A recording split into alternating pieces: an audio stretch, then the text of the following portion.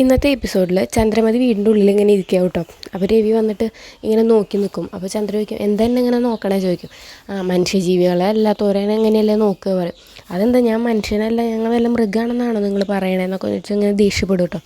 അപ്പോൾ നമ്മുടെ രവി ചോദിക്കും, നീ എന്തിങ്ങനെ എപ്പോഴും ആ രേവതീനെ പോയി ചീത്ത പറയാൻ മാത്രമല്ലേ നിനക്കറിയുള്ളൂ, അല്ലാണ്ട് നീ എന്തെങ്കിലും ആ കുട്ടിയോട് സ്നേഹമായിട്ട് സംസാരിച്ചിട്ടുണ്ടോ ചോദിക്കുമ്പോൾ, അവളെന്നെ നിങ്ങൾക്ക് ശരിക്കും അറിയില്ല, എനിക്ക് അവളെ നന്നായിട്ട് അറിയാം, അവളെ ആൾ കാണുന്ന പോലെയൊന്നുമല്ല, അപ്പോൾ അവിടെ തന്നെ പോയി നിൽക്കണത് എന്നെ പറ്റി എല്ലാവരോടും കുറ്റം പറയാനാവുമെന്ന് പറയും കേട്ടോ.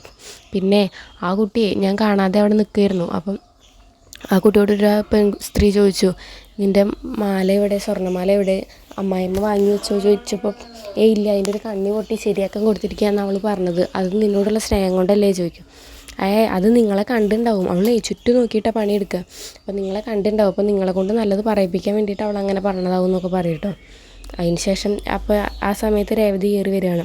അപ്പോൾ ചന്ദ്ര പറയുന്നുണ്ട്, അവളെ തിന്നാനും കുടിക്കാനും ഇല്ലാത്ത ഒരു കാശിന് വകയില്ലാത്ത പെണ്ണാണ് എന്നൊക്കെ പറയും. അപ്പോൾ രേവതി വന്നിട്ട് പറയും, അതെ, എൻ്റെ സ്വർണ്ണമാല വേണമെന്ന് ഞാൻ നിങ്ങളോട് പറഞ്ഞിട്ടില്ലല്ലോ, ഞാനായിട്ടാണ് അതവിടെ കൊണ്ടുവന്ന് വെച്ചത്, എനിക്ക് എൻ്റെ സച്ചിയുടെ വാങ്ങിത്തരും എന്നൊക്കെ ഇങ്ങനെ പറയും കേട്ടോ. അപ്പോൾ അതൊക്കെ കേട്ടിട്ട് സച്ചി നമ്മുടെ കാറൊക്കെ ഇടുന്ന സ്ഥലത്തേക്ക് പോകുമ്പോൾ അവിടെ ചിട്ടിക്കാരൻ വന്ന് നിൽക്കുന്നുണ്ടാവും. അപ്പോൾ ആർക്ക് എത്തവണ ചിട്ടി വേണ്ടേ ചോദിക്കുമ്പോൾ സച്ചി എല്ലാവരോടും എടുത്തോളാനൊക്കെ പറയും കേട്ടോ.